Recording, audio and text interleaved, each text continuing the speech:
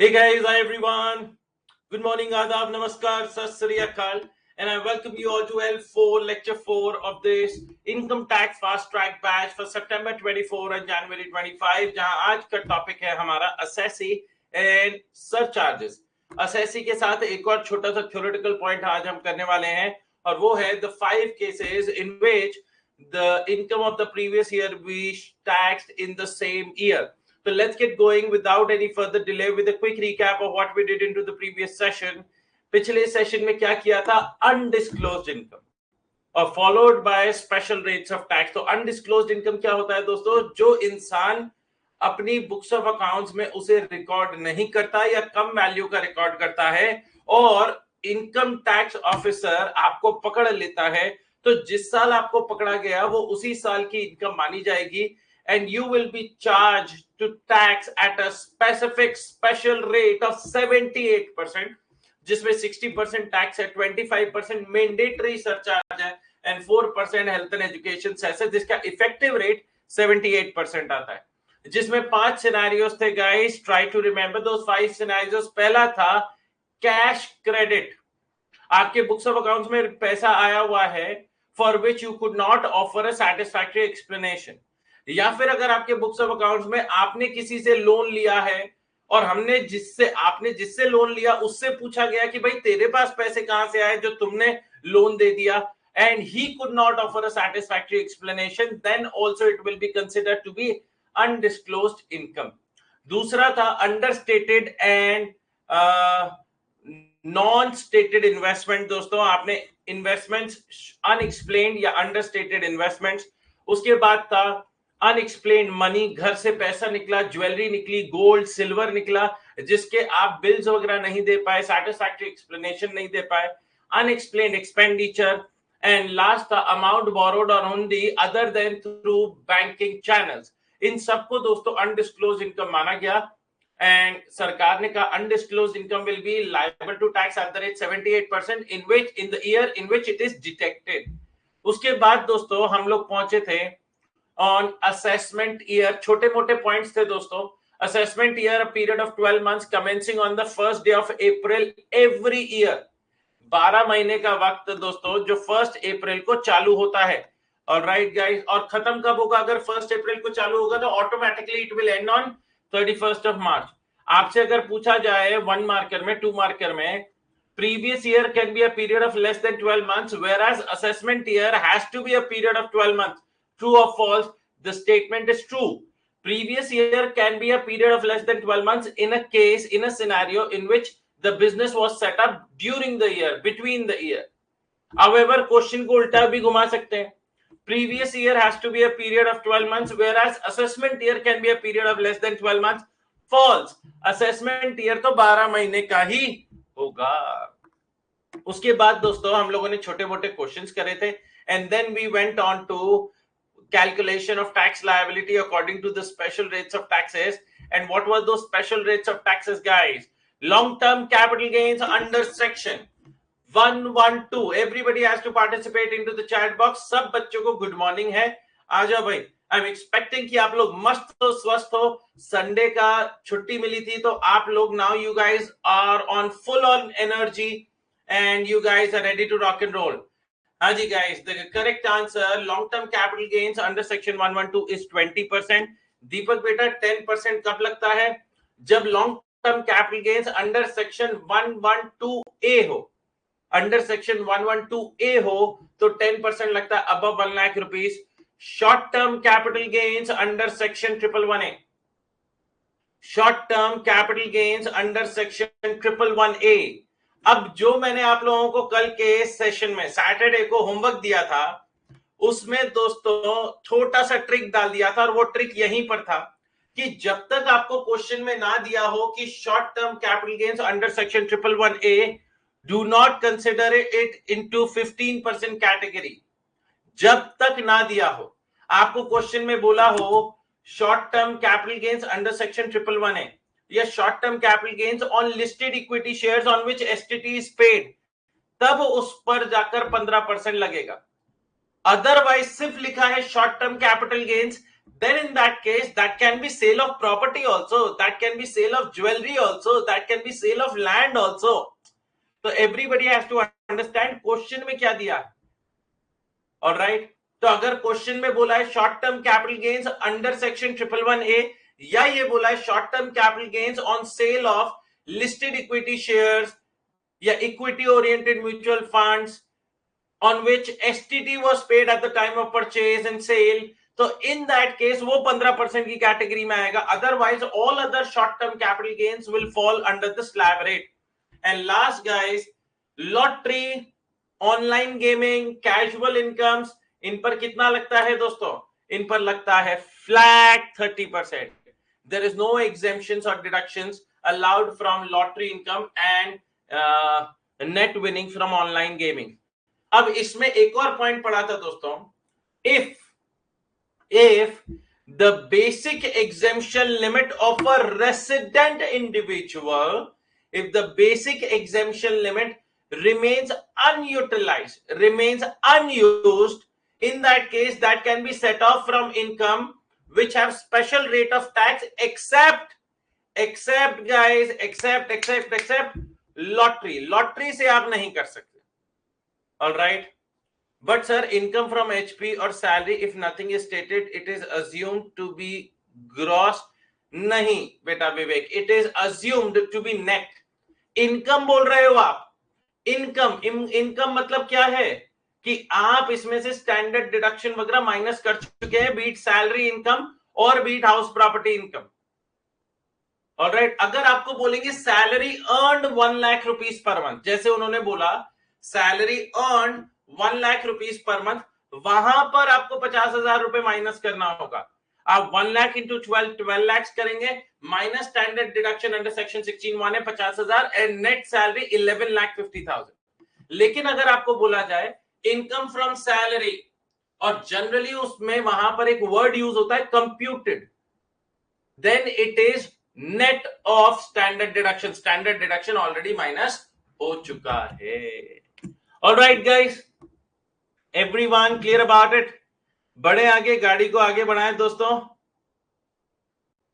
This is non-resident shall not be allowed the benefit of, non-resident को दोस्तों benefit of balance exemption limit नहीं मिलता है, ये आप लोगों को याद ही होगा. non-residents को benefit नहीं मिलता है. All right guys, बढ़ते हैं आगे, गाड़ी को आगे बढ़ाते हैं दोस्तों, गाड़ी को आगे बढ़ाते हैं.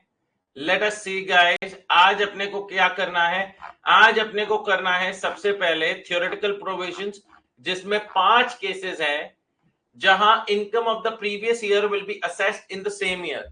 Income of the previous year will be taxable in the same year दोस्तों, in which guys it is earn. The government is not gone away. Sir आपने अपने आंसर में स्टैंडर्ड डिडक्शन हटाया है सैलरी से. हाँ कार्तिक, क्योंकि क्वेश्चन में ग्रॉस सैलरी लिखा था, आप ध्यान से नहीं पढ़ रहे हैं बेटा.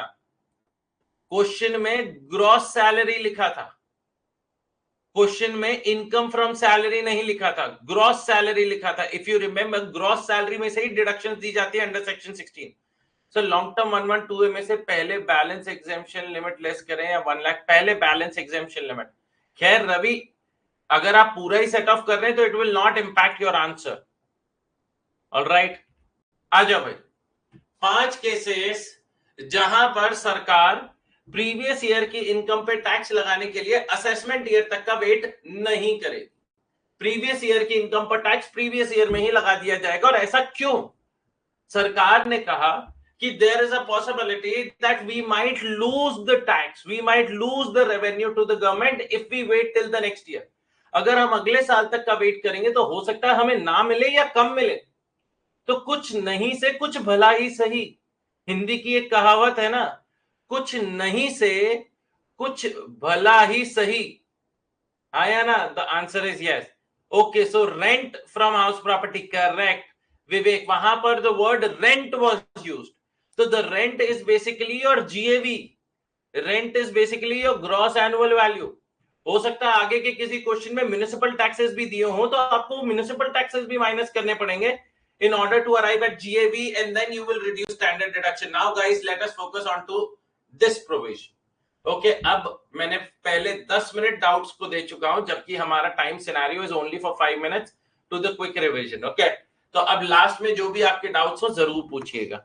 अभी देखिए गाइस, सबसे पहला सिनेरियो जहां सरकार ने कहा कि हम प्रीवियस ईयर की income will be taxed in the previous year, तो इसमें सर क्वेश्चन कैसा पूछा जाता है, हमें कैसे पता कि हमें ये 5 पॉइंट्स लिखने हैं.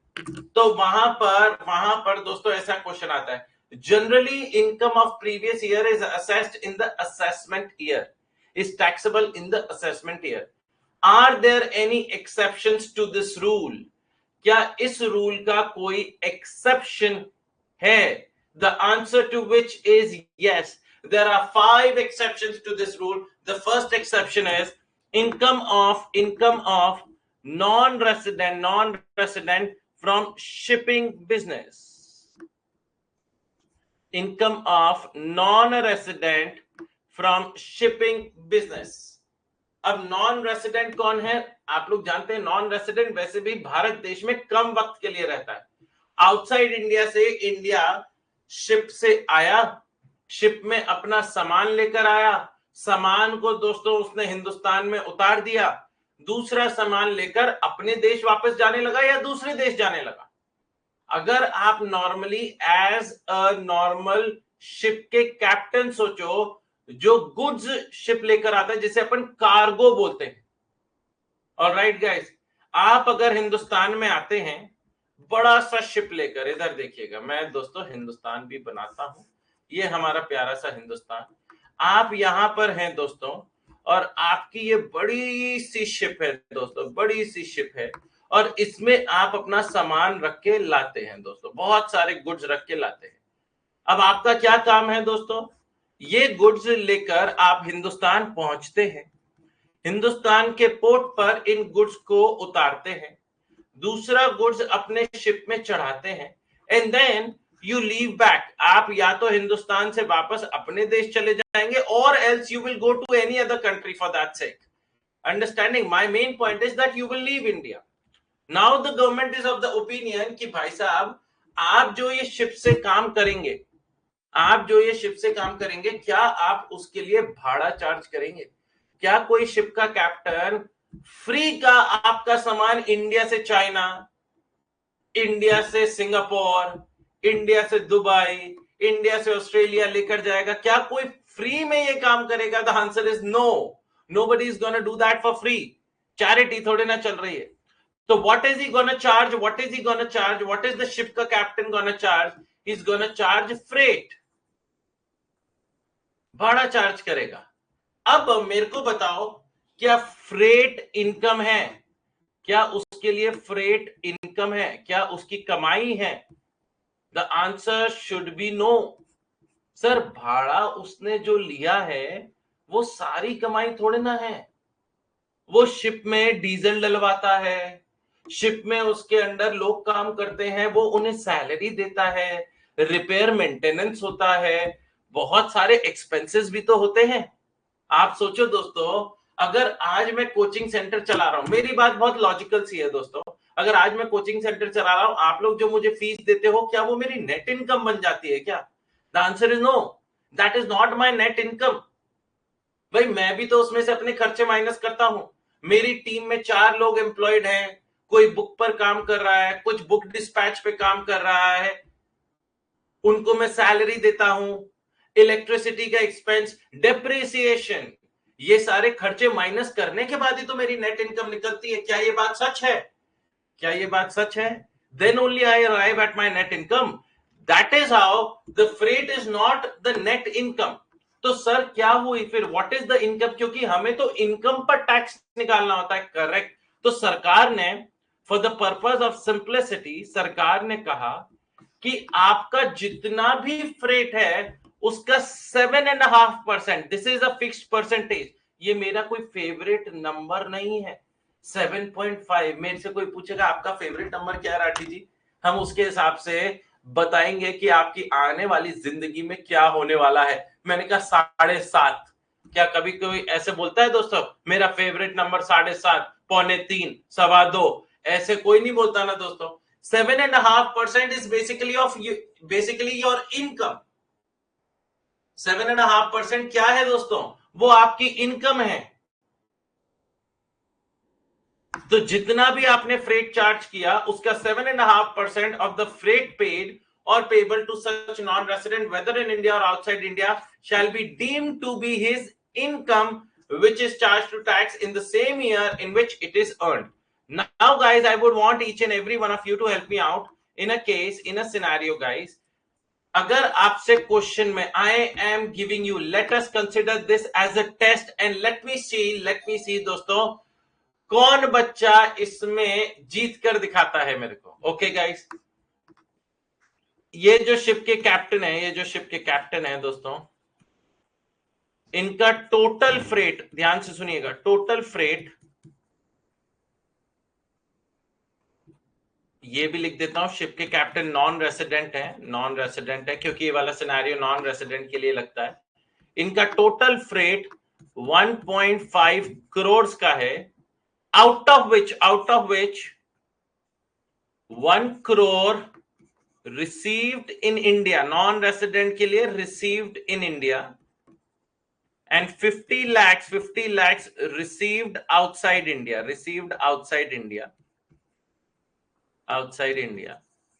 I am asking you to compute his tax liability. I am not asking you to compute his income. I am asking you to compute his tax liability. अगर ये 115 BAC default tax regime follow कर रहे हैं तो, और आपके 60 seconds का मैं टाइमर लगाता हूं guys, this is gonna be fun.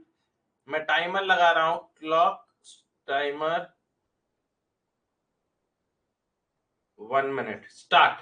60 seconds का टाइमर स्टार्ट हो गया है guys. Let me see who can help me out with computation of tax liability of the captain, जिनकी 1.5 करोड़ का फ्रेट है, जिसमें से 1 करोड़ हिंदुस्तान में मिला, 50 लाख आउटसाइड इंडिया।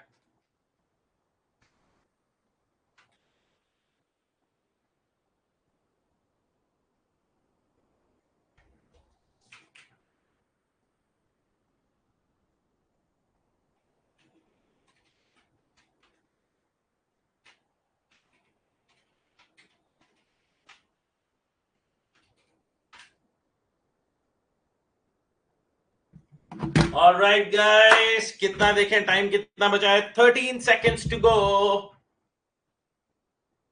ओहो, Nandini Siddique, well done. KH, Harpreet, well done, super. Siddharth, Smriti, Diksha, आपको आधे नंबर मिलेंगे। हेतवी आपको आधे नंबर, गोपाल आधे नंबर, बेटा आधे नंबर मिलेंगे बस। मैंने आप लोगों से क्वेश्चन में क्या पूछा है, asked you to compute the tax liability, you have just computed the total income. ये पॉइंट मेरे को अच्छा लगा कि बच्चे इस चीज में कंफ्यूज नहीं हुए कि इंडिया में कितना मिला और आउटसाइड इंडिया कितना मिला।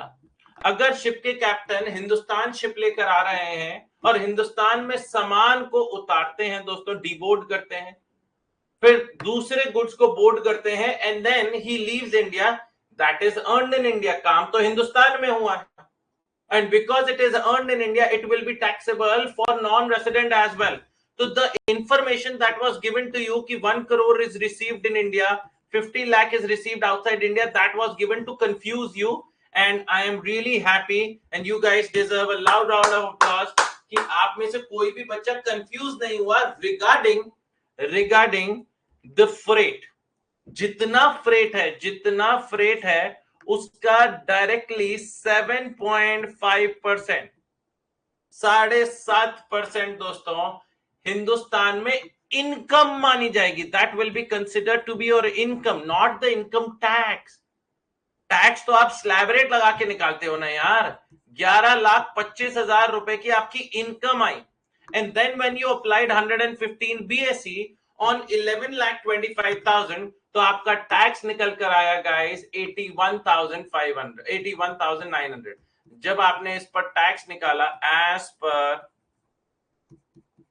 115 BAC, तो आपका निकल कर आया दोस्तों 81,900 रुपीज, 81,900। रवि ने सबसे पहले किया था शानदार, रवि 11,25,000 निकाला था आपने, तो आधा नंबर ही मिलेगा ना बेटा। 81,900 is what I was looking for.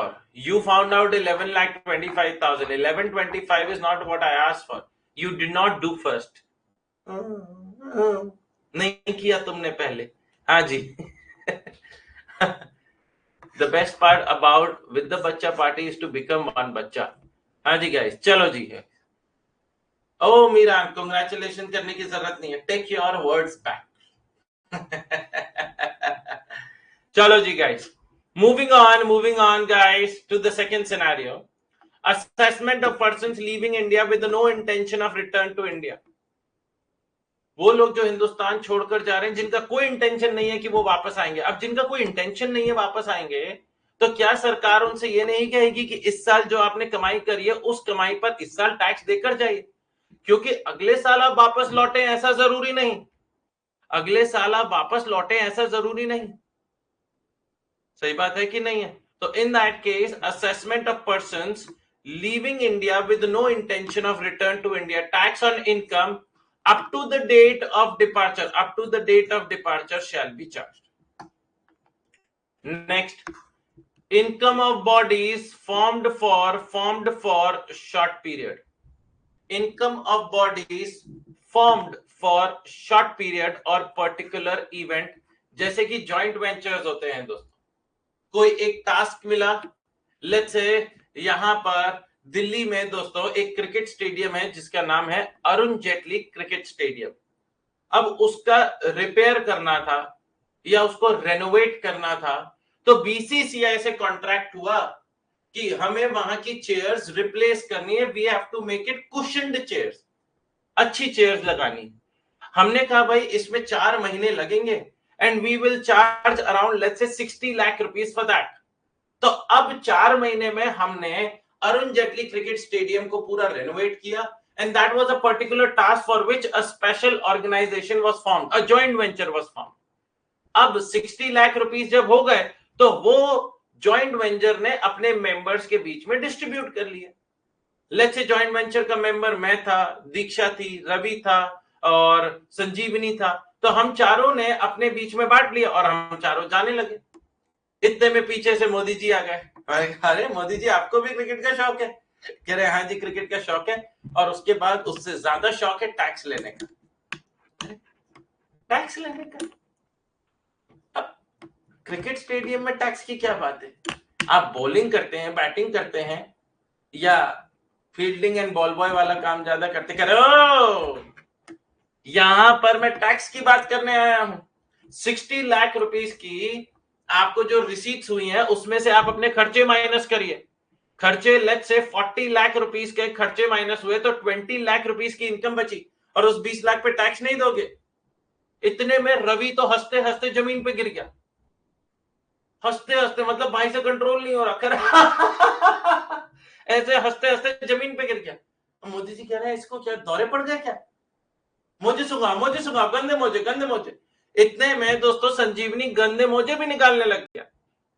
उतने में रवि उठ गया, खड़ा हो गया, कह रहे ओ संजीवनी भाई क्या गंदे मोजे निकालने लग गए। मेरे इधर ध्यान से देखिए, रवि ने मोदी जी से क्या कहा होगा? मोदी जी कैसी बातें करते, देश के प्रधान हैं आप, प्रधानमंत्री, और आप ही को यह जानकारी नहीं कि प्रीवियस ईयर की इनकम तो असेसमेंट ईयर में टैक्सेबल होती है। हम ये थोड़े ना कह रहे हैं कि हम 20 लाख पर टैक्स नहीं देंगे, हम ये कह रहे हैं कि प्रीवियस ईयर की इनकम पर टैक्स अगले साल असेसमेंट ईयर में दिया जाता है। इतने में मोदी जी ने उसके गाल पकड़े जोर से, अरे लाले जरूरी है तुम्हारा असेसमेंट ईयर में जॉइंट वेंचर बना रहे? तुम लोगों ने साथ में मिलकर काम किया था for a particular event, and that event has now finished. क्या गारंटी है कि तुम अगले साल तुम बने रहोगे? Everybody understanding my point?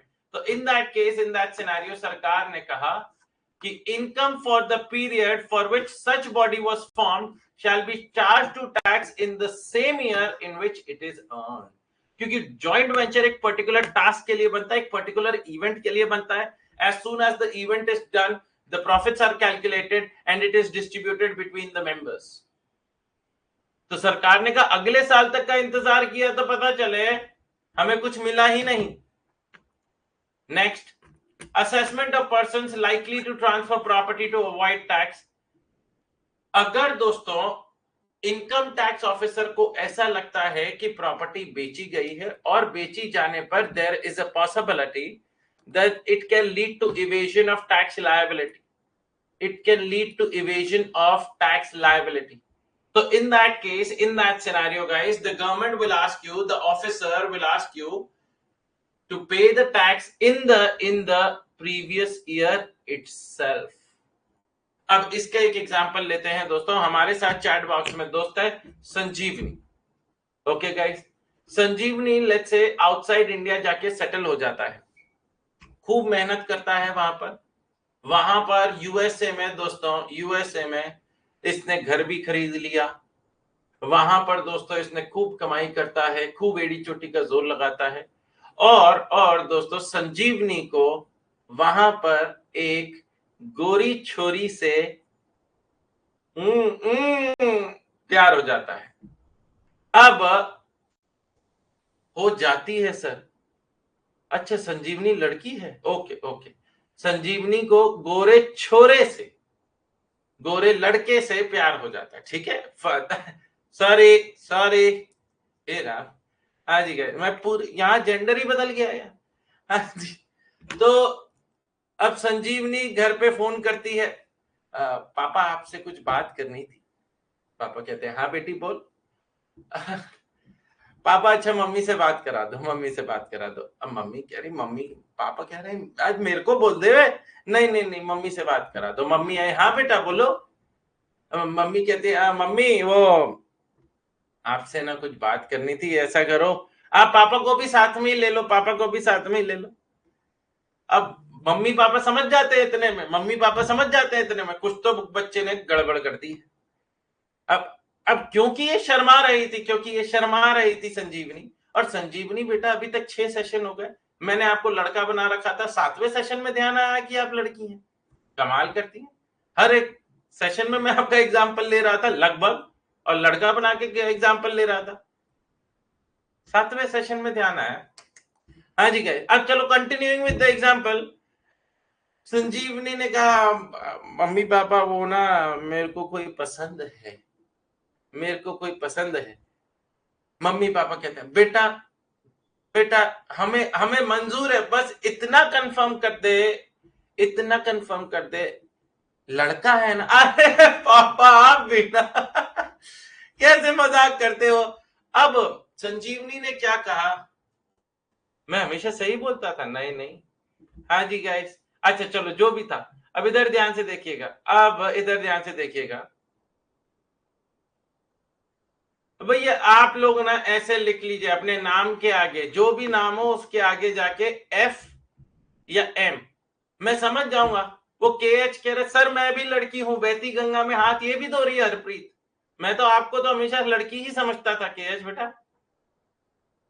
हाँ जी, आप लोग अपने नाम के आगे मेल फीमेल लिख लीजिए यार, बड़ा कंफ्यूजिंग नाम है.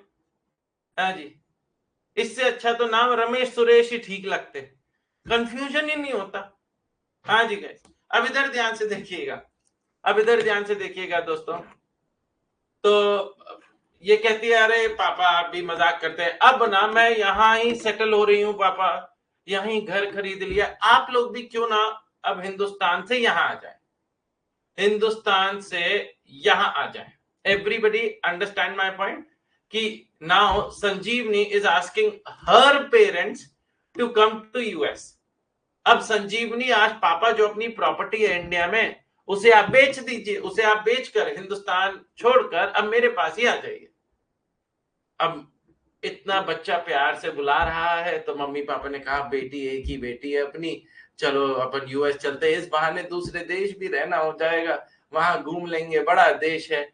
अब in that case papa sold out the property, Sanjeevani's father sold out the property and he was about to leave for USA. उसी दिन इनकम टैक्स ऑफिसर पहुंच गए, मोदी जी कहते हैं अरे अंकल जी कहाँ चल दिए.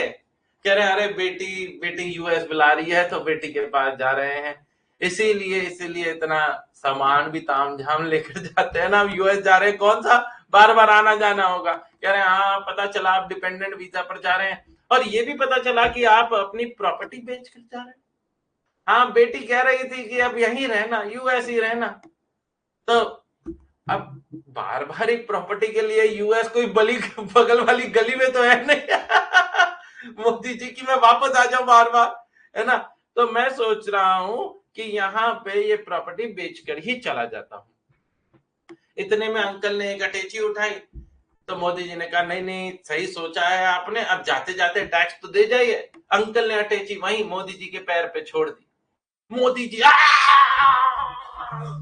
हाँ जी गैस मैं ना गिर जाऊं।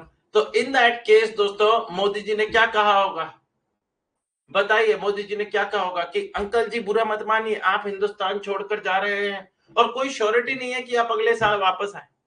तो आपने जो प्रॉपर्टी बेची है उस प्रॉपर्टी पर जो कैपिटल गेन्स टैक्स है वो तो आपको देकर जाना पड़ेगा कि नहीं जाना पड़ेगा। अगर आप कैपिटल गेन्स टैक्स नहीं देंगे तो अगले साल हम थोड़े ना यूएस आएंगे आपसे कैपिटल गेन्स टैक्स लेने। क्या ये बात सही है?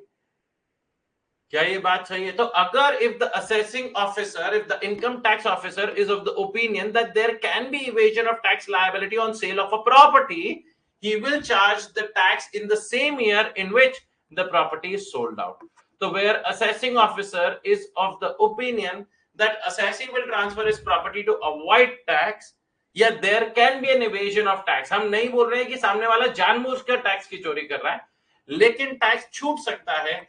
then income of such person shall be charged to tax in the same year in which the property is transferred. Next point, last point, income of a discontinued business. What do you mean by discontinued business? मतलब business बंद कर रहे हैं। तो दोस्तों अगर business बंद कर रहे हैं, अब लेट्स से दोस्तों मैं, विकास और शुभम, हम तीनों दोस्तों, हम तीनों मिलकर कोचिंग सेंटर चलाना चालू किया। हम तीनों ने मिलकर कोचिंग सेंटर चलाना चालू किया। ऐसा नहीं था कि हमारे कोचिंग सेंटर में बच्चे नहीं आते थे। शुभम अकाउंट्स पढ़ाता था, विकास लॉ पढ़ाता था और मैं टैक्स पढ़ाता था। अब दोस्तों हुआ यूं कि कोचिंग सेंटर चालू हुआ, शुरुआत में हम तीनों भी जोश जोश में थे, अच्छा पढ़ा रहे थे, लेकिन धीरे धीरे शुभम और विकास ने अपनी क्वालिटी गिरा दी। मैं अपना नाम नहीं लूंगा, बिल्कुल नहीं लूंगा, क्योंकि मैं क्वालिटी नहीं गिराऊंगा। शुभम और विकास हाइपोथेटिकल है इस एग्जाम्पल में। तो शुभम ने अकाउंट्स पढ़ाना चालू करता था, अब उसी के बीच में शुभम ने जर्दा खाना चालू कर दिया। बच्चे कह रहे हैं जर्नल एंट्री करो, जर्नल एंट्री। अब वो बच्चे कह रहे हैं सर कुछ समझ में नहीं आ रहा है। तो कह रहे तू मेरी नकल उतार रहा है, तू मेरी नकल उतार रहा है, मैं तेरे को बताऊं। अब मैं उनसे कह रहा हूं सर मुंह खाली करके पढ़ाओ ना, अकाउंट जैसे सब्जेक्ट में मुंह भर रखा है, कैसे बच्चों को समझ में आएगा। अच्छा राठी जी अब आप हमें समझाएंगे। अरे समझाने की बात नहीं है, तो खुद ही लॉजिकल बात है ना। फर्स्ट बेंच वाले तो जाते जाते पूरे लाल हो जाते थे दोस्तों। ऐसे वो मैं हूं ना का वो नहीं है, वो मैं हूं ना मूवी में वो बंदा नहीं था जो बोलता था तो ऐसे भुड़ुम भुड़ुम निकलता था, वैसे ही शुभम मैं हूं ना पार्ट 2। अब पहुंचे विकास के बाद लॉ सब्जेक्ट को दोस्तों इतना एंटरटेनिंग वे में पढ़ाना चाहिए था कि बच्चों को लगे कि हाँ भाई मजा आ रहा है। लॉ सब्जेक्ट पढ़ाते पढ़ाते बच्चों से पहले विकास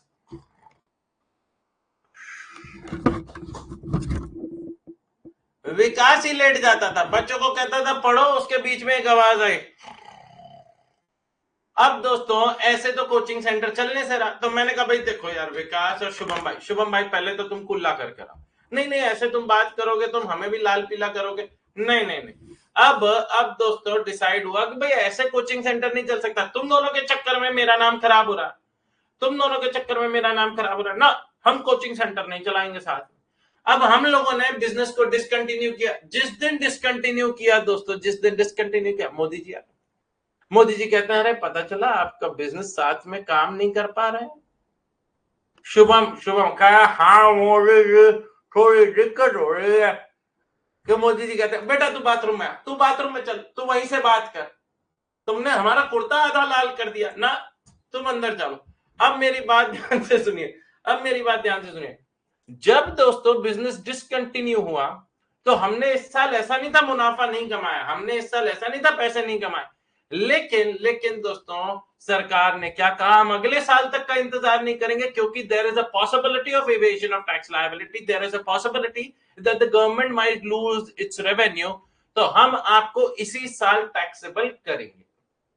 However, in the fifth case, in the last scenario दोस्तों, अगर सरकार को ऐसा लगता है, अगर असेसिंग ऑफिसर को लगता है कि कोई इवेजन ऑफ टैक्स लायबिलिटी नहीं होगी, however, if the assessing officer is of the opinion that there will be no evasion of tax liability, he can charge the tax in the assessment year also. The fifth case, only in the fifth case, the assessing officer has the discretion, has the choice to charge it in the previous year itself if he is of the opinion, let us not wait till the assessment year. But if he is of the opinion, if we wait till the assessment year also, there will be no evasion of tax liability. So in that case, he may charge the tax in the assessment year also. However, the assessing officer may, at his discretion, charge income of a discontinued business in the assessment year also. Everyone clear about it? Everyone clear about it, guys? मजा आया? कैसा लगा दोस्तों? Did you guys enjoy the provision? Provision पढ़ने में, theoretical provision पढ़ने में, sir इसमें तो both case आएंगे सर सेम assessment year में। देखो रवि बेटा, एक इनकम को एक ही बार टैक्सेबल किया जाएगा। If it has been taxed once, it will not be taxed twice. If it has been taxed once, why will that be taxed twice? Next, guys. In which of the following cases, question number 4, income of a previous year is not taxed in the same year? Is not taxed in the same year. बताओ भाई, assessment of person leaving India, ये तो होता है। Assessment of person likely to transfer property to avoid tax, ये तो होता है। An association of person formed for a particular task, ये भी होता है। Income of resident from shipping business, point में क्या था? पॉइंट में क्या था? Non resident. यहां पर कौन सा लिखा है? सिर्फ इनकम ऑफ रेसिडेंट। तो in this case the correct answer is D. D is the correct answer. आ जाओ guys, moving on. Assessee section 2 clause 7, the last theoretical part of this session, guys. Assessee section 2 clause 7। हाँ जी guys, इधर देखिए, कहते हैं assessee means a person by whom any tax or any other sum of money is payable under the Income Tax Act 1961 and shall include। अब दोस्तों assessee मतलब कौन? वो इंसान जो भारत देश की सरकार को टैक्स पे करता है। अब हमारे साथ चैट बॉक्स में दोस्त है नंदनी। अब नंदनी सीए कर रही थी और बाकी इसके सारे दोस्त बीकॉम वाले थे, तो नंदनी थोड़ा सा शो ऑफ करती है, मतलब of course CA is after all CA. तो नंदनी अपने दोस्तों के साथ, oh my god so techy, अच्छा हाय हाय गाइस, क्या हालचाल है, कैसी हो तुम लोग? थोड़ा थोड़ा दूर ऐसे, मतलब 1 आर्म डिस्टेंस रखिए मेरे साथ। हाँ जी। अब नंदिनी से दोस्त कहते हैं क्या हो गया है, ज्यादा भाग चढ़ रहे हैं तेरे। अब नंदिनी कहती है चलो कुछ खाने चलते हैं, let us go and eat something. वहां जाते हैं, खाना खाते हैं। खाना का बिल नंदिनी पे करती है, खाने का बिल नंदिनी पे करती है, और नंदिनी पे करते ही ऐसे कॉलर और ऊपर कर लेती, ऐसे बिल्कुल ऊपर। अब दोस्त कह रहे हैं क्या हुआ, क्या है ये बार बार कॉलर क्यों ऊपर करे यार? ये कह रही है now I am N assessee. खाना खाने गए, वहां बिल आया, बिल में जीएसटी लगा हुआ था, जीएसटी पे किया, पे करते ही इसने ऐसे कॉलर ऊपर कर, now I am N assessee. क्या लस्सी? अरे खाने के बाद क्या लस्सी लस्सी मांग रही है भाई? अब कौन सा लस्सी? ओ लस्सी वाड़ी, इसीलिए तुम बीकॉम कर रहे हो और मैं सीए। असेसी बोला है मैंने, लस्सी नहीं बोला, असेसी। अब एक बीकॉम वाला थोड़ा एक्साइटेड, ये असेसी होता क्या, इसीलिए तो that is the difference between you and me, BCom pass और बीकॉम फेल। बीकॉम पास में भी तुम बीकॉम फेल हो जाते हो, और यहां I am doing CA. Assessee is a person who pays tax to the government. और तुम इधर बिल में देखो, बिल में GST, GST is a tax, goods and services tax, and therefore मैं असेसी हूं। इतने में वेटर अंकल आ गए। वेटर अंकल ने कहा, नंदिनी मैम सॉरी टू से बट आप असेसी नहीं है। दोस्त हंस पड़े ऐसे चढ़ रही थी तो नंदिनी का क्या क्या, what do you mean by मैं असेसी नहीं हूं, मैंने टैक्स पे किया, मैं असेसी हूं। तो वेटर ने कहा, मैम असेसी वो होते हैं जो टैक्स पे करते हैं under the income tax act 1961। What you have paid in the bill is GST, it is not income tax act, and therefore you are still not an assessee. तो we would recommend कि आप अपना collar थोड़ा सा नीचे कर लीजिए। कह रहे वो तो चलो भैया सही बात है, थोड़ा सा पढ़ने में हेरफेर हो गया, लेकिन आपको कैसे पता इतना, और आप वेटरगिरी कर रहे हैं, आपको काफी नॉलेज लग रही है टैक्स के बारे में। कह रहे चार, कह रहे क्या चार, कह रहे 4 अटेम्प्ट दिए थे इंटर के बाद, फिर मैं भी सीरियस नहीं था पढ़ाई को लेकर। कह रहे बस बस बस, नंदिनी कहती बस भैया बस, और आपकी कहानी नहीं जाननी, आप डिमोटिवेट कर रहे हैं। भाग गए बच्चे वहां से। हाँ जी गाइस, मेरे को बताइए दोस्तों, कौन सा टैक्स पे करोगे, कौन सा टैक्स पे करोगे दोस्तों, तो उसके ओह माय गॉड हाँ जी, कौन सा टैक्स पे करने पे असेसी बनोगे, GST no, you have to pay income tax or any amount of money under the income tax act, be it late fees, penalty, interest, any money under the income tax act पे करोगे तब आपको assessee माना जाएगा। And assessee सिर्फ वो इंसान नहीं होता जो टैक्स पे करे, 3 लोगों को और असेसी माना जाता है। पहला, every person in respect of whom any proceedings under the income tax act has been taken for the assessment of his income, the income of any other person in respect of which he is assessable, the loss sustained by him, and the amount of refund due to him.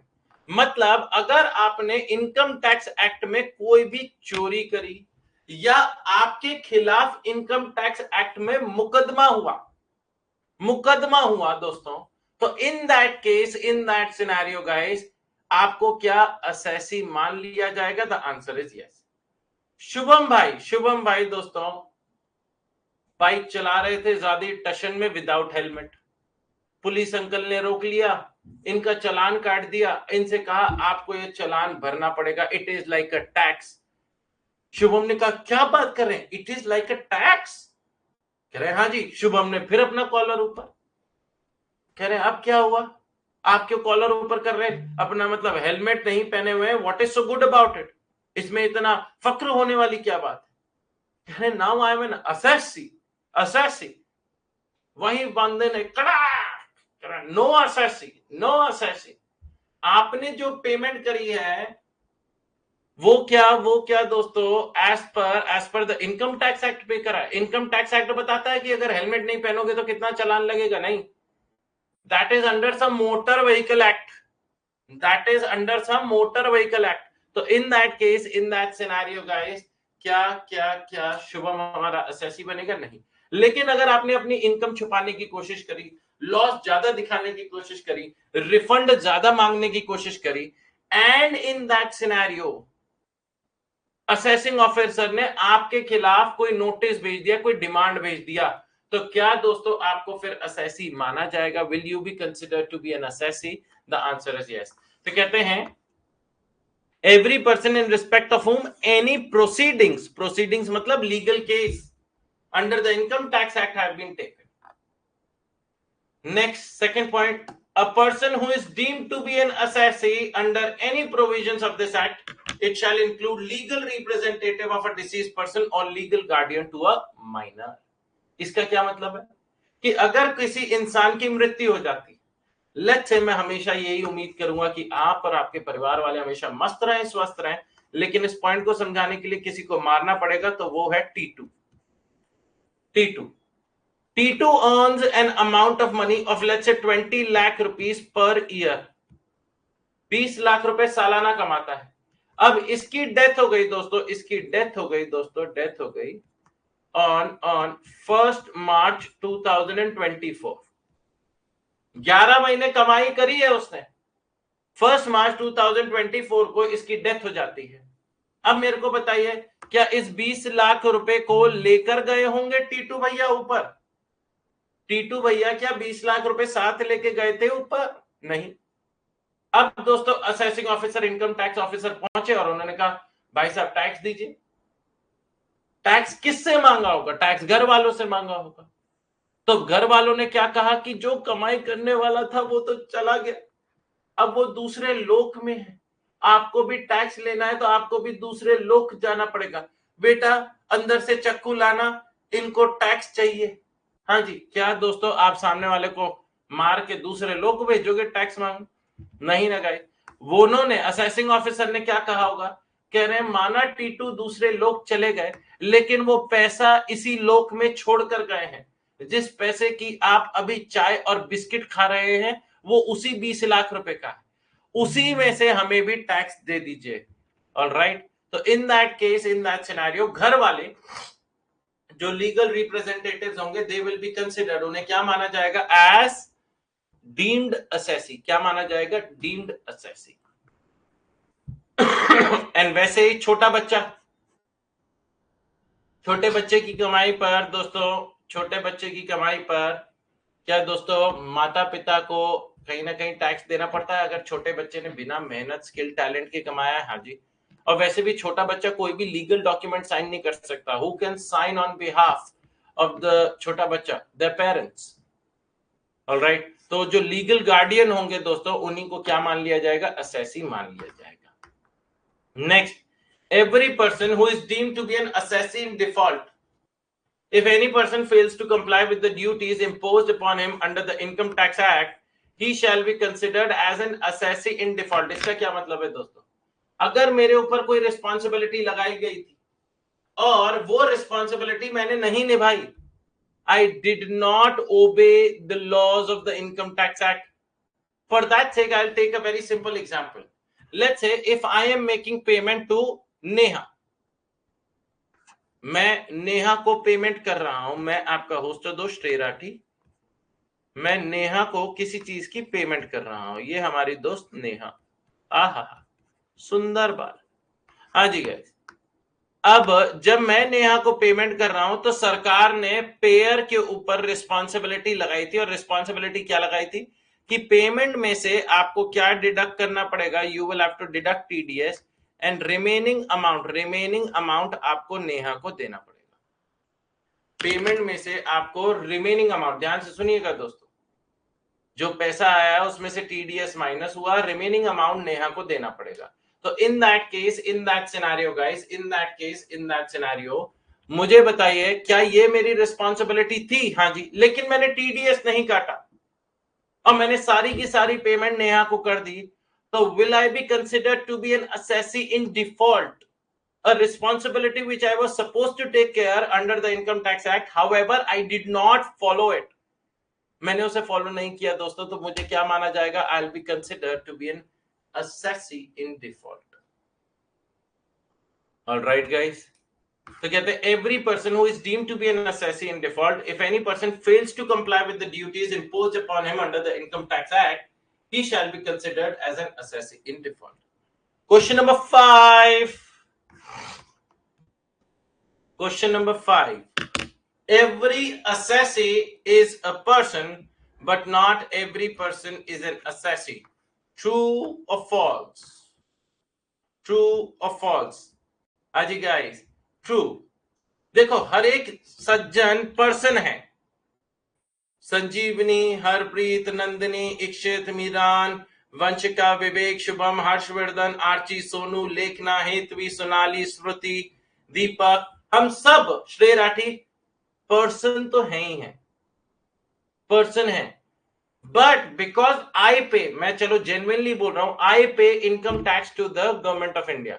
मैं अपनी कमाई का कुछ हिस्सा सरकार को देता हूं in the form of taxes. As income tax. तो क्या दोस्तों मैं अब पर्सन के साथ साथ असेसी भी बन गया हूं? क्या मैं पर्सन के साथ साथ असेसी भी बन गया हूं? The answer is yes. आप लोग अभी पर्सन है because you are not paying, I am assuming that you're not paying tax to the government. I am assuming that you're not paying tax to the government. तो आप लोग कौन है? Person.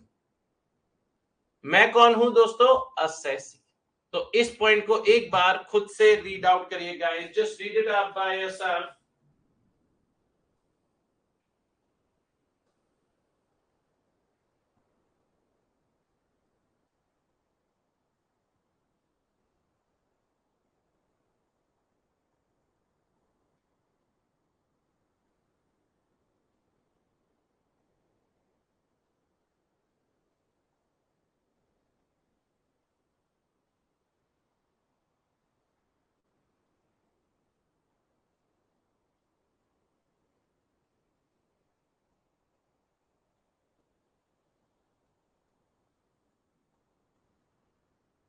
पढ़ा गाइस?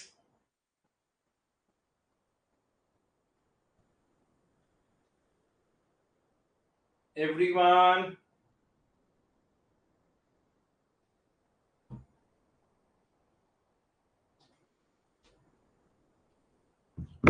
चलो जी guys, now moving on to the practical portion guys। आज हम लोगों ने बहुत ज्यादा theoretical कर दिया है in the first 52 minutes। मतलब that's a good amount of time that we have spent for the theoretical part।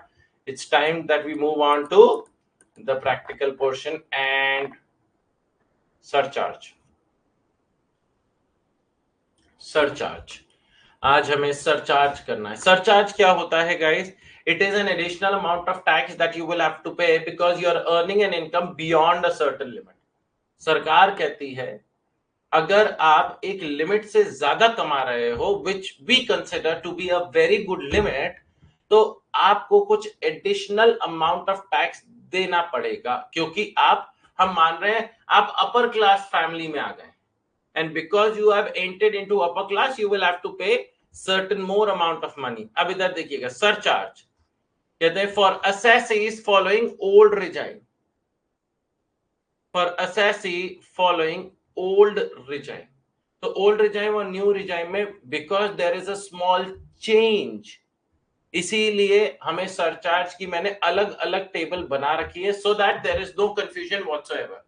आ जाओ भाई, इंडिविजुअल चाहे वो रेसिडेंट हो नॉन रेसिडेंट हो, एज मैटर नहीं करेगी। HUF AOP other than 3 below, जैसे ये पॉइंट नंबर 1 है ना, तो AOP जो थर्ड कैटेगरी में आएंगे वो तो थर्ड में ही जाएंगे, एंड जो थर्ड में नहीं आएंगे वो नंबर 1 में आ जाएंगे।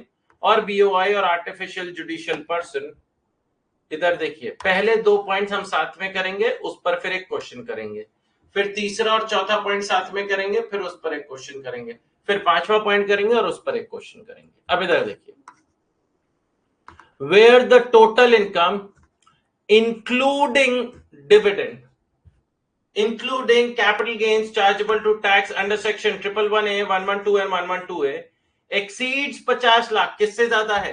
50 लाख से ज्यादा है, लेकिन 1 करोड़ रुपए तक की इनकम है। मतलब let's say if your income is 55 lakh, 75 lakh, 85 lakh, 95 lakh, 62 lakh, 78 lakh, मतलब it is between 50 and 1 crore, then you will have to pay surcharge at the rate 10%। आपको 10% देना पड़ेगा।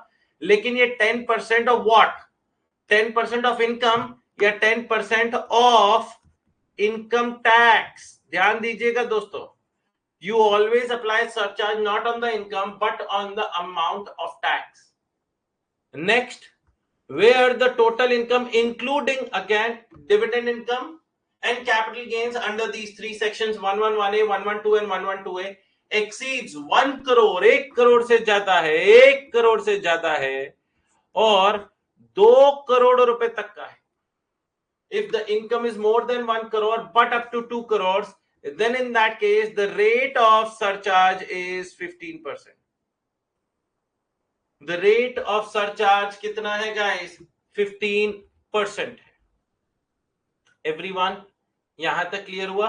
मतलब अगर आपकी इनकम 1 करोड़ 35 लाख है, 1 करोड़ 75 लाख है, 1 करोड़ 42 लाख है, 1 करोड़ 89 लाख है, 1 करोड़ 99 लाख है, 2 करोड़ से एग्जैक्टली 2 करोड़ भी है, तो 15% is the rate of surcharge that will be levied.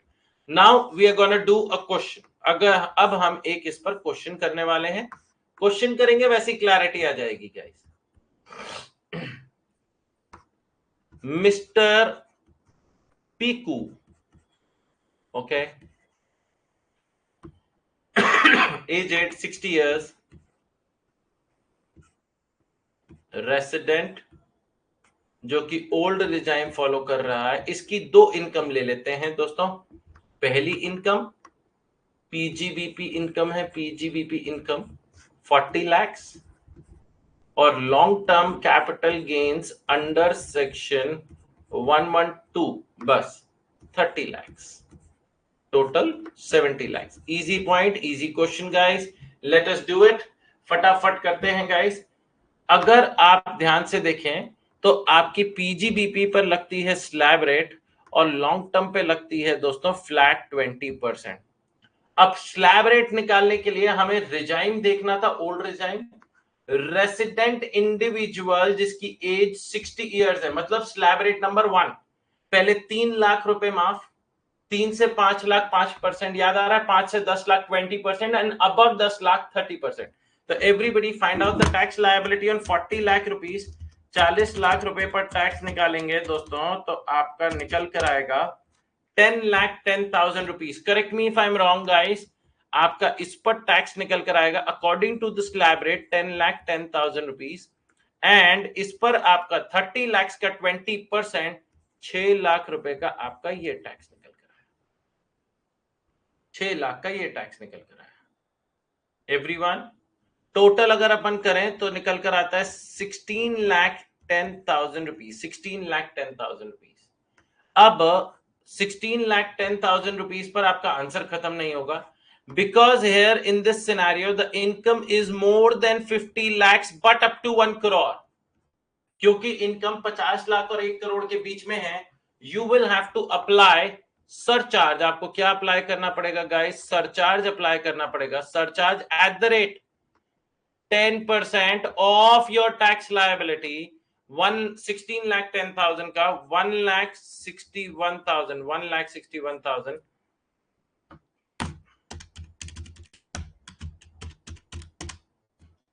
17,71,000. And last आप ऐड करेंगे, HEC at the rate 4%. HEC at the rate 4%, इसका 4% निकल कर आता है 70,840.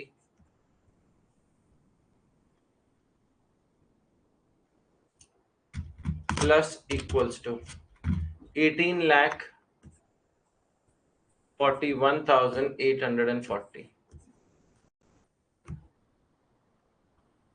All right guys, this will be your final answer. यही इनकम अगर 1 करोड़ से ज्यादा हो जाती और 2 करोड़ के बीच में होती, then the surcharge rate would have been 15% instead of 10%. कई बच्चे ऐसे सोचते हैं कि सर 1 करोड़ तक 10%, फिर 1 करोड़ से ज्यादा वाले पे 15%. No, it is not like that. If your total income is more than 1 crore but up to 2 crores, the rate of surcharge that will be levied on the total value of tax liability is 15%. Now coming on to the third and fourth scenario guys.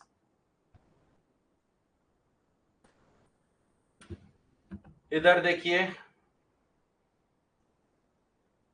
आ जाओ भाई. Where the total income excluding dividend income. ध्यान से देखना दोस्तों, the word being used here, excluding dividend income and capital gains chargeable to tax under section 111A, 112 and 112A. अब क्या बोला इन्होंने कि आपकी total income excluding 4 incomes. Everybody do से, अपने आप से बोलिए, लिखने की जरूरत नहीं है. वो 4 इनकम कौन सी है?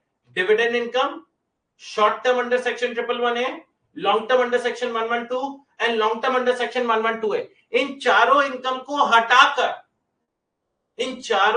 को हटाकर बाकी income, the remaining income is more than 2 crore but up to 5 crore. बाकी इनकम 2 करोड़ और 5 करोड़ के बीच में अगर हां, then the rate of surcharge that will be levied will be 25% on the tax liability of that income. On the tax liability of that income. I'm going to help you out with a question like that, so do not worry about it. घबराना मत। अभी एक case करवाने वाला हूं जिससे आपको 100% clarity हो जाएगी। And sir, what will be the rate of surcharge applicable on those 4 incomes? Dividend, capital gains under section 111A, 112 and 112A, उन पर कितना लगेगा? उन पर 15%। और likewise two point number 3 is point number 4। अभी देखना दोस्तों, एक केस कराऊंगा, क्लैरिटी आ जाएगी, इसलिए थोड़ा सा 5-10 मिनट पेशेंस रखिएगा। अगर मन में कोई डाउट है तो वो निकल जाएगा through the question that I am gonna help you out with.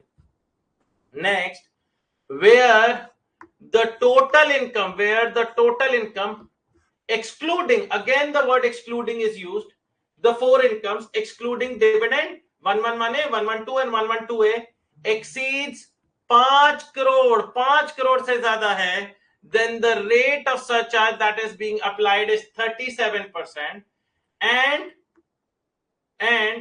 वही 4 इनकम पर डिविडेंड 111A, 112 एंड 112A पर 15%। अब देखिए गाइस, एक क्वेश्चन करवाने वाला हूं, अपने अस्त्र शस्त्र तैयार रखिए गाइस। 70 lakhs प्लस रेसिडेंट का shipping income of same financial year होता तो नेक्स्ट असेसमेंट ईयर में असेस होता, और अगर नॉन रेसिडेंट का होता तो सेम ईयर में करते। यस रवि, आ जाओ भाई, आ जाओ। अब इधर देखिए दोस्तों, एक क्वेश्चन आप लोगों के लिए। Mister x, aged 44 years, resident of India, having following old regime। अब इनकी कुछ अलग अलग इनकम्स दूंगा दोस्तों, थोड़ा सा सोच समझ के करेंगे।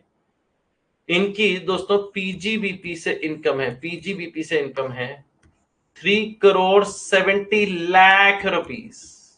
ध्यान से देखना, 3 करोड़ 70 लाख। इनके short term capital gains under section 111A हैं 2 करोड़ रुपीस। एंड लॉटरी भी ले लेते हैं, चलो लॉटरी इनकम है 10 lakh rupees. Ignore TDS for the purpose of this question. Total कितनी इनकम आई दोस्तों? टोटल इनकम आई 5 करोड़ 80 लाख रुपीस। अब मैं आप लोगों से जानना चाहता हूं, total income is coming out to be 5 crore 80 lakh rupees. Is mister X falling in the third category और the fourth category? Read it out guys, मुझे ये बताइए सोचकर, रीड आउट करने के बाद, कि वो थर्ड कैटेगरी में आ रहे हैं या फोर्थ कैटेगरी में आ रहे हैं।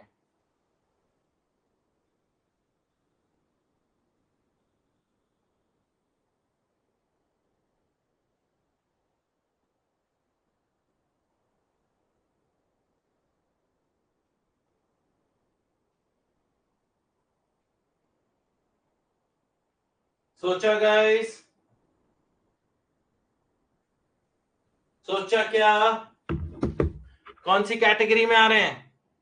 He is falling in the third category. Well done. Why?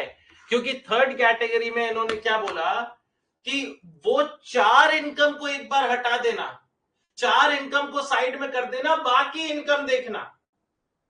कई बार बच्चे क्या सोचते हैं, 5 करोड़ से ज्यादा है तो फोर्थ कैटेगरी में आएंगे, the rate of surcharge that will be levied will be 37%। No, गड़बड़, एक्सक्लूड करना है। करेक्ट संजीवनी, वेल डन बेटा। तो in this scenario, in order to identify the surcharge that will be made applicable, we will just ignore the highlighted one. हम एक बार को ये 2 करोड़ को हाईलाइट जो मैंने किया हटा दो, तो बाकी इनकम कितनी है? What is the remaining income? The remaining income is 370 plus 10 lakhs, which is 380. So in this case, that is between 2 crores and 5 crores. and that is why point number 3 shall apply. Acha guys, now we will also have to compute the tax liability in this case, and I would want you guys to help me out with 2 points. Pehla, rate of tax, and दोस्तों surcharge की rate of surcharge. PGBP पे क्या लगता है? Slab rate लगता है. Long term under section 111A पर कितना लगता है? 15%, और लॉटरी पर लगता है 30%. सरचार्ज कितना लगेगा? इस पर 25% लगेगा, इस पर 15% लगेगा, क्योंकि जो स्पेशल इनकम्स हैं, जो 4 इनकम्स हैं, dividend, long term under section 112, 112A and short term under section 111A, उन पर 15% और लॉटरी वाले पर 25% का सरचार्ज लगेगा. जब भी कोई ऐसा ट्रिकी क्वेश्चन बने तो हमेशा लिख लो किस पर क्या लगेगा, and it becomes absolutely easy for us to decode it. Now guys, a question that involves lottery, you guys know कि हम लॉटरी पर सबसे पहले टैक्स लगाते हैं. तो लॉटरी पर आपका 10 लाख रुपए का 30%, इधर देखिएगा कितना निकल कर आया? 3 लाख रुपए, 3 लाख रुपीस. उसके बाद पीजीबीपी स्लैब रेट वाली, पीजीबीपी स्लैब रेट वाली, स्लैब रेट लगाइए गाइस. पहले 2.5 लाख रुपए मार्क, 2.5 से 5 लाख 5%, 5 से 10 लाख 20%, एंड अबव 10 लाख 30%. तो आपका निकल कर आएगा दोस्तों 1,09,12,500. 1,09,12,500. Alright guys. उसके बाद आपका आता है short term capital gains. Short term capital gains under section 111A, under section 111A निकल कर आता है 2 करोड़ इंटू 15% इंटू 15%. कितना निकल कर आएगा इस? 30 लाख रुपीस. 30 लाख रुपीस. अब आप इसको जोड़ दो, इसको जोड़ दो दोस्तों. 1 crore 42 lakhs 12,500. Now coming on to the point of surcharge. अब ध्यान से देखिएगा guys, if you focus, PGBP और लॉटरी पर आपका 25% है, तो पीजीबीपी और लॉटरी वाला जोड़ दो. जब अपने को यहां पर सरचार्ज लगाना है eight the rate 25% on what? 25% on what? On PGBP and lottery. तो आपका लॉटरी वाला 3 लाख, पीजीबीपी वाला 1,09,12,500. तो surcharge at the rate 25% of 1,12,12,500. इन दोनों को जोड़ दो और इन दोनों पर 25% सरचार्ज लगा दो. जोड़ो भाई. 28 lakhs 3,125. And last guys, next point, add surcharge at the rate 15% on 30 lakhs guys. तो 30 lakhs का 15% निकल कर आता है 4,50,000 रुपए. 142,12,500 plus 28,03,125 प्लस 4,50,000 रुपए निकल कर आता है 1,74,65,625. एंड लास्ट यहां पर अब जाकर you will add HEC, health and education cess, at the rate 4% into 4%. निकल कर आता है 6,98,625. add equals to 1,81,64,250. This is my final answer. Am I going wrong? क्या मेरी कहीं गड़बड़ हुई है तो correct me. मजा आया guys? मजा आया? In order to understand this point, I hope I have made myself pretty clear onto this point guys.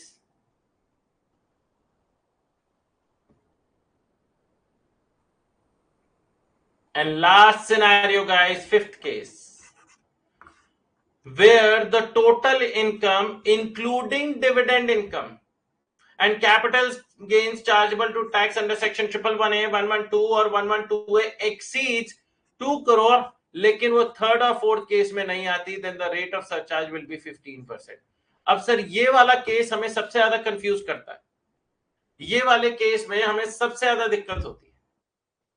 अभी मैं मदद करता हूं, इसका भी एक एग्जांपल बना देता हूं guys. The more examples we solve, the better it will be for us to clear it out. आ जाओ गाइस, यहां पर एक एग्जांपल बनाता हूं, इधर देखिएगा.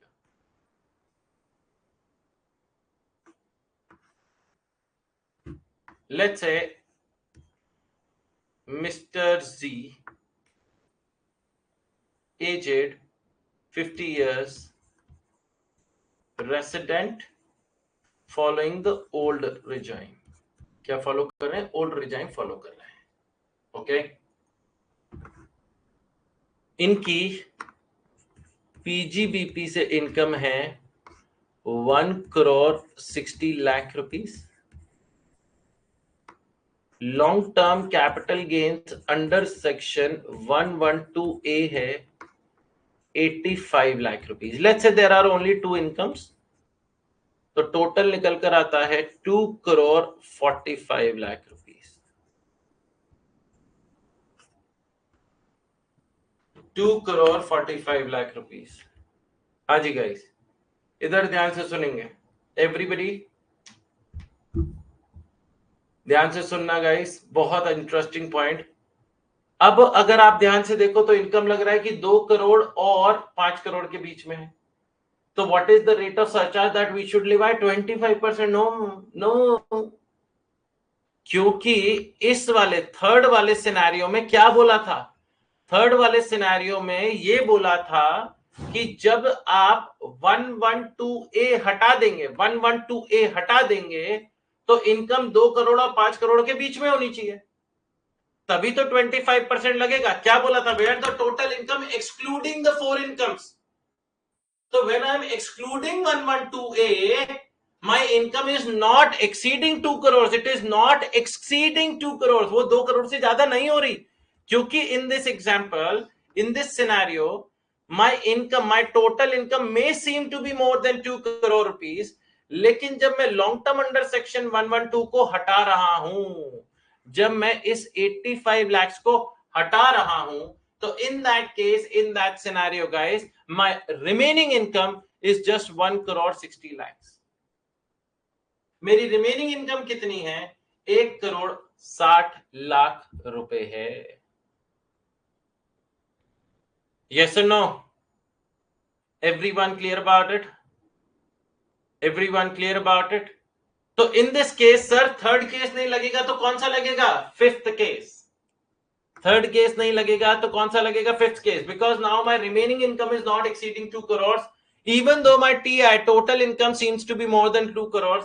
We are going to go on the fifth scenario, जिसमें surcharge will be levied at the rate 15% on the total tax liability. तो सबसे पहले PGBP पे slab rate लगेगी, long term under section 112A पे 10% अबव 1 लाख रुपीस लगेगा, and then in दोनों पे जो सरचार्ज लगेगा दैट विल बी 15%. तो लेट्स डू इट गाइस, एक बार कर भी देते हैं. Tax on PGBP income, tax on PGBP income guys कितना आया?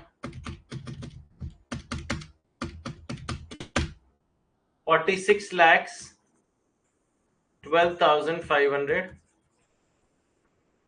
Tax on LTCG under section 112A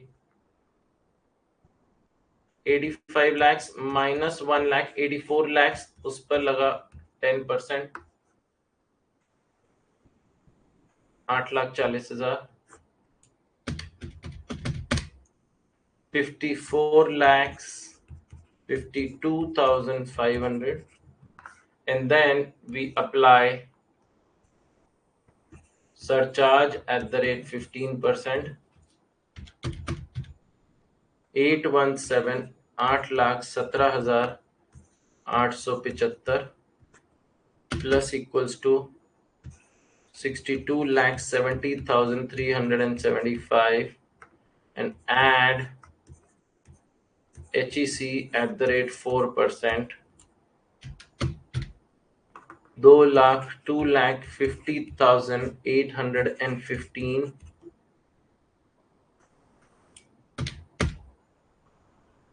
65,21,190। अगर पीजीबीपी इनकम 2.1 करोड़ होती तो 25%, तो फिर थर्ड वाले में चले जाते रवि, तो फिर थर्ड वाले में चले जाते बेटा। Alright guys, everyone clear about it? Everybody understanding what the scope of surcharge are, what the scope of surcharge is? आ जाओ भाई। नाउ गाइस, अब मेरे लिए ये वाला बहुत आसान है, अब मेरे लिए ये वाला बहुत आसान है दोस्तों। Now it is very very easy for me to take care of the second and the third table, और उसके बाद कुछ क्वेश्चंस होंगे जो होमवर्क में जाएंगे। हाँ जी गाइस, और होमवर्क को मैं डबल कर दूंगा, और वो मैं कैसे करूंगा अभी सिखाता हूं। Surcharge for assessee following new regime under section 115 BAC, जैसे अब न्यू रिजाइम हमारी कौन सी होती है दोस्तों? Default regime, default tax regime under section 115 BSc. कहते हैं रेसिडेंट इंडिविजुअल या नॉन रेसिडेंट मतलब individual plus HUF AOB other than 3 below plus BOI artificial judicial person. पहले दोस्तों दो पॉइंट्स बिल्कुल सेम देखना, इंक्लूडिंग ऑल इनकम्स 50 लाख से ज्यादा है 1 करोड़ के बीच में है 10%। दूसरा इंक्लूडिंग ऑल इनकम्स किससे ज्यादा है? 1 करोड़ से ज्यादा है और 2 करोड़ तक है 15%। ये तो डिट्टो सेम है, ये तो डिट्टो सेम है। अब दोस्तों sir if we check third and fourth category and then fifth, yes Ravi, that is how you do it and that is why the table is made in such a way. आ जाओ guys, third case. अब where third case में उन्होंने दोस्तों जो 37% वाली category थी, जब income आपकी 5 करोड़ से ज्यादा होती थी एक्सक्लूडिंग द 4 इनकम्स, वो यहां पर हटा दी। 37% under the default tax regime नहीं है, 37% under the default tax regime नहीं है। तो कहते हैं where the total income excluding dividend income and capital gains chargeable to tax under section 111A, 112 and 112A exceeds 2 crore। वहां ऊपर क्या था? exceeds 2 crore but up to 5 crore, ऐसा लिखा था ना, exceeds 2 crore। मैं आपको दिखाता हूं थर्ड वाले में क्या लिखा था, exceeds 2 crore but up to 5 crore। यहां पर क्या लिखा है? exceeding 2 crore, क्योंकि यहां पर 5 करोड़ वाला बैरियर है ही नहीं। अब 2 करोड़ के बाद 25% लगेगा, 5 करोड़ के बाद भी 25% लगेगा और 50 करोड़ के बाद भी 25% ही लगेगा। तो where the total income excluding dividend income and capital gains chargeable to tax under section 111A, 112 and 112A exceeds 2 crore, 2 crore से ज्यादा है तो 25%। रेट ऑफ सरचार्ज दोस्तों वही उन 4 इनकम्स पर, dividend income 111, 112, 111A, 112 and 112A 15%।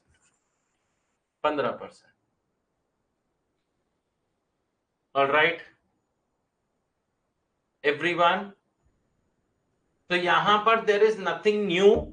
There is one small amendment, and that is कि the 37% category has been removed for all those assessees following the default tax regime.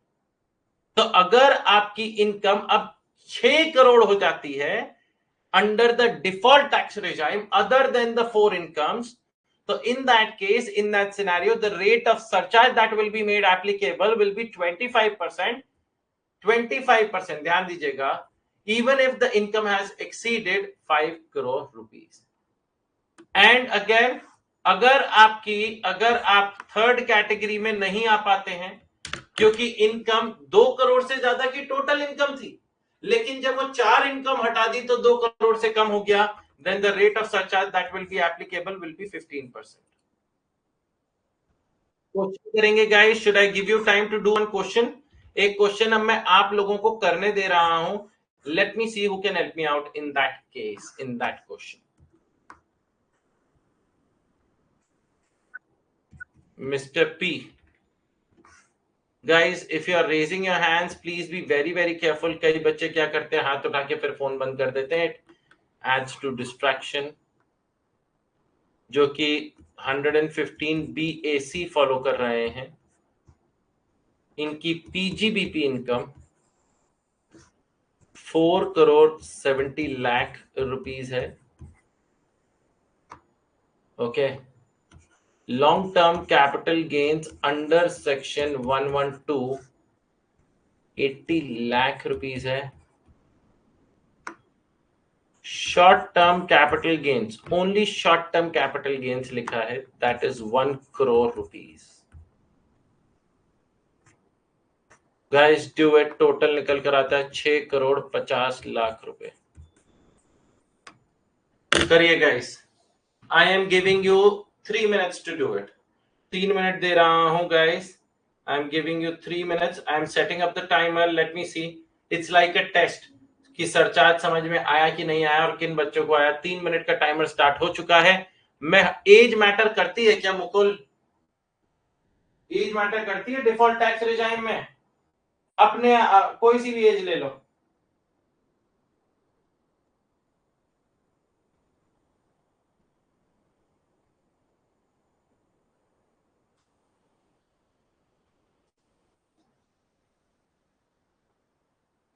तीन minute का time है guys, ज्यादा time नहीं दूंगा.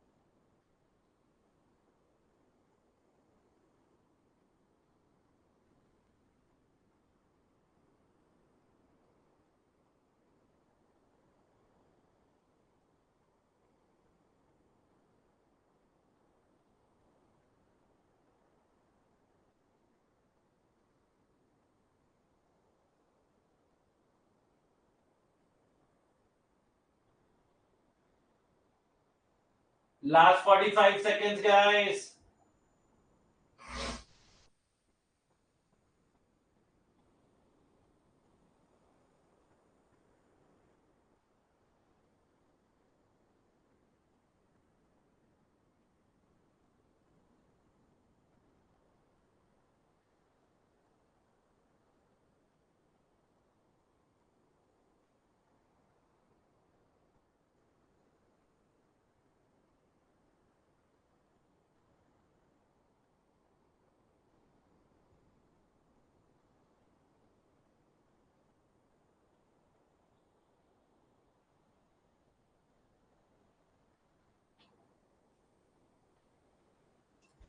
Time's up.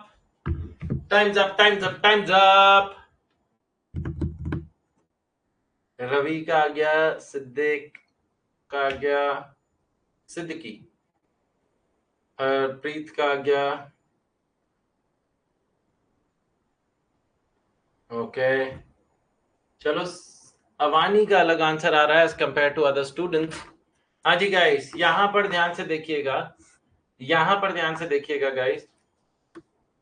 If I exclude the 4 incomes, तो वो 4 incomes में से लॉन्ग टर्म वाला अंडर सेक्शन 112 ये ही एक हटाया जाएगा। ये शॉर्ट टर्म वाला अंडर सेक्शन 111A नहीं लिखा है, तो ये शॉर्ट टर्म वाला दोस्तों स्लैब रेट वाला है, स्लैब रेट वाला। तो if I talk about the incomes which are important to us to determine whether the income जो हमारी इनकम 2 करोड़ से ज्यादा है या नहीं है, पीजीबीपी एंड शॉर्ट टर्म, ये दोनों दोस्तों स्लैब रेट वाली है। और टोटल कितना निकल कर आता है 5 करोड़ 70 लाख रुपीस, 5 करोड़ 70 लाख रुपए। इस पर आपका स्लैब रेट लगेगा, स्लैब रेट लगेगा।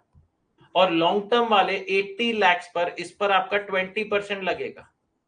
फिर जब आप स्लैब रेट लगा देंगे, स्लैब रेट लगा देंगे और स्लैब रेट से जो आपका टैक्स निकलेगा उस पर सरचार्ज लगेगा एट द रेट 25%।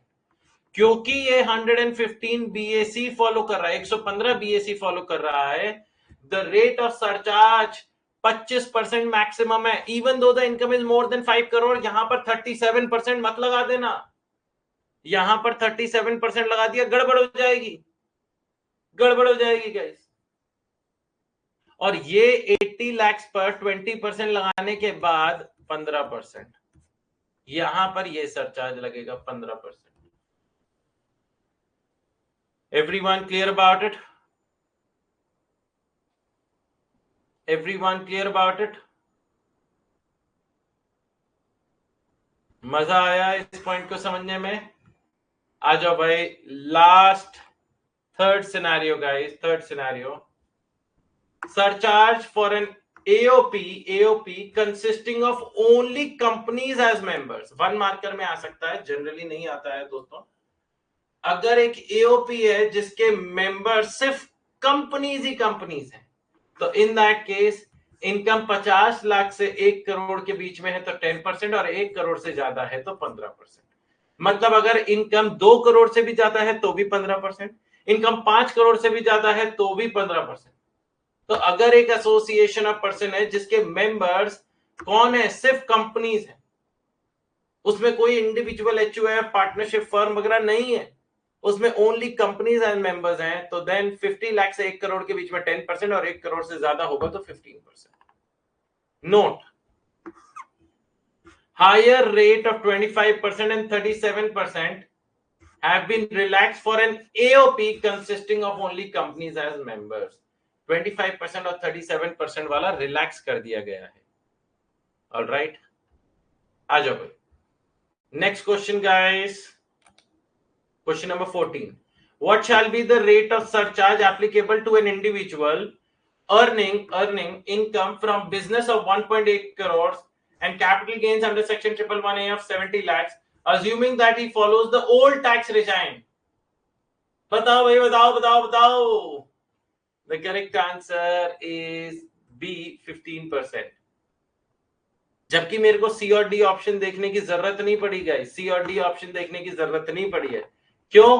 क्योंकि अगर ओल्ड रिजाइम में फॉलो कर रहा है, इन दोनों की इनकम, इन दोनों को मिलाकर तो 2 करोड़ से ज्यादा नजर आ रही है। लेकिन मैंने अगर वो 4 इनकम हटाई जिसमें capital gains under section 111A है, तो मेरी बची हुई इनकम कितनी रह गई? बची हुई इनकम से 1.8 करोड़ की रह गई, 1.8 करोड़ की। तो सर ये तो वो फिफ्थ केस हो गया ना, correct. This is the fifth scenario, fifth case. The rate of surcharge that will be applicable will be 15%। Sir ये AOP वाले केस में 115 BAC के लिए है या फिर ऑप्शनल के लिए? जो थर्ड वाला है बेटा, जो थर्ड वाला है, ये ओल्ड प्लस डिफॉल्ट दोनों के लिए। ओके, जो थर्ड वाला है वो ओल्ड प्लस डिफॉल्ट दोनों के लिए। All right, guys, homework time. Question number 15. Question number 15. अब क्वेश्चन नंबर 15 के दोस्तों 4 केसेस हैं, A, B, C, D। उसमें क्या बोला है? Compute the tax liability in the following cases, ignore 115 BAC। तो आप पहले तो ओरिजिनल क्वेश्चन की तरह ही करेंगे इसे, computing of tax liability according to 115, according to the old regime. And then you will assume as if the assessee is following 115 BAC. मतलब now you have 8 homework questions. आपके 8 questions homework में हो गए. Okay guys, जिसमें से दोस्तों आपको 8th question group में शेयर करना होगा. पहले 4 कौन से होंगे? ओल्ड रिजाइन से. मेरी बात ध्यान से सुन लीजिए. पहले 4 कौन से होंगे? ओल्ड रिजाइन से, जो क्वेश्चन में दिया हुआ है, जिसका सोल्यूशन भी दिया हुआ है, जिसका आपको सोल्यूशन भी दिया हुआ है. ओके. फिर 4 कौन से तरीके से होंगे? 115 बीएसी की तरफ से होंगी, डिफॉल्ट टैक्स रिजाइन. और जब उन 4 करोगे, उन चारों में से चौथे वाले को, कौन से वाले को? ये वाले रुचि वाले केस को आपको ग्रुप में शेयर करना होगा. लेकिन रुचि वाला 115 बीएसी से जब करोगे तब. ओल्ड वाला मत शेयर करना, मैं पहले ही बोल रहा हूं, डांट लगाऊंगा. Alright guys, everyone. आज तो 1.5 घंटा हो गया, पता ही नहीं चला यार. आज तो थ्योरी में भी इतना ज्यादा मजा आया. जनरली अपने को ना प्रैक्टिकल ज्यादा फैसिनेटिंग लगता है. थ्योरेटिकल लगता है ओहो किसी तरह खत्म हो जाए. लेकिन आज तो थ्योरी में भी इतनी मस्ती हुई, तो it was real fun. I hope you guys enjoyed every moment of the session, guys. Let us have a quick recap of what we did into today's session, guys. सबसे पहले 5 केसेस जहां income of the previous year will be assessed in the previous year itself. सबसे पहला income of non-resident from shipping business, जिसमें 7.5% of the freight will be considered to be income, और income पर rate of tax निकालकर अपन tax liability निकालेंगे. दूसरा assessment of persons leaving India. तीसरा bodies formed for short period. चौथा assessment of persons likely to transfer property to avoid tax. and पांचवा income of a discontinued business. उसके बाद assessee पर आए सेक्शन 2 क्लॉज 7. असेसी हर एक वो इंसान जो भारत देश की सरकार को टैक्स पे करता है या any other sum of money pay करता है under the income tax act 1961, which includes जिसके खिलाफ लीगल प्रोसीडिंग्स चल रही है, deem to be an assessee. कोई इंसान मर जाए तो उसके घर वाले, छोटा बच्चा है तो उसके माता पिता. And last assessee in default, जिसको इनकम टैक्स के एक्ट के रूल्स एंड रेगुलेशंस फॉलो करने थे लेकिन उसने फॉलो नहीं करे हैं, उसको पकड़ लिया जाएगा, उसे असेसी इन डिफॉल्ट बोला जाएगा. फिर हम आ गए दोस्तों सरचार्ज पर. सरचार्ज दोस्तों ओल्ड और न्यू रिजाइम में थोड़ा सा अलग हो गया, इसलिए दोनों की टेबल्स अलग अलग बनी, जिसमें पहले 2 पॉइंट्स दोनों के बिल्कुल सेम है. अगर इनकम 50 लाख से 1 करोड़ के बीच में है इंक्लूडिंग ऑल इनकम्स, 10% सरचार्ज. अगर आपकी इनकम 1 करोड़ से 2 करोड़ के बीच में including all incomes, 15% surcharge. Now guys comes the third point which is very very important.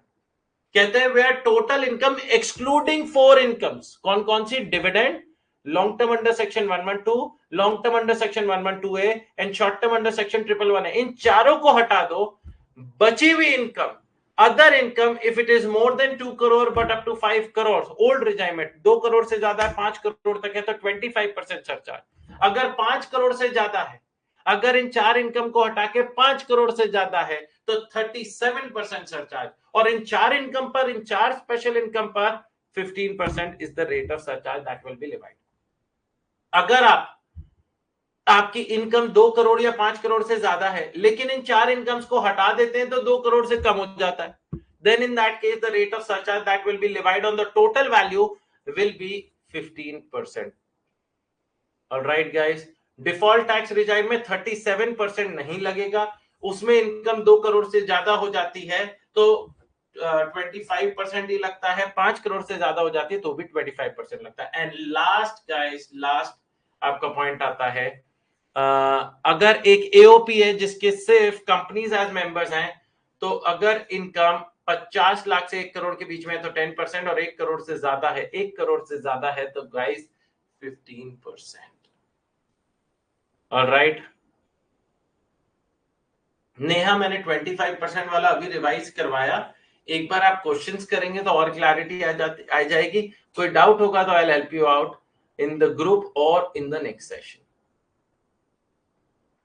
मजा आया गाइस? चलो जी गाइस, आज का सेशन यहीं तक। I hope you guys enjoyed the session. मिलते हैं शाम को। सर मैंने पूरा ही 25% सच लगा दिया था, 15% नहीं लगाया तो गलत आंसर, सॉरी। कोई बात नहीं वानी बेटा, it is okay if you are doing wrong, but it is वो more important that you are doing wrong with me rather than in the institute paper. गलती करनी है मेरे साथ करो, एग्जाम हॉल में गलती नहीं करनी है, दैट्स मोर इम्पोर्टेंट। तो आज आपके लिए, आप लोग हमेशा मांगते रहते हो होमवर्क दीजिए होमवर्क दीजिए, आज 8 क्वेश्चंस हैं। 8 क्वेश्चन सॉल्व आउट करने हैं शाम को 6:30 बजे से पहले। शाम को 6 बजे से पहले, 6 बजे आपका जीएसटी होता है, उससे पहले। और राइट गाइस, 6 घंटे हैं, विच is very very good amount of time. 1 घंटे में आपका सारे के सारे 8 क्वेश्चन हो जाएंगे, in fact with in that time. Okay, चलो जी guys, wishing you guys all the best. See you guys after a small break. Bye bye, अलविदा एंड टेक केयर।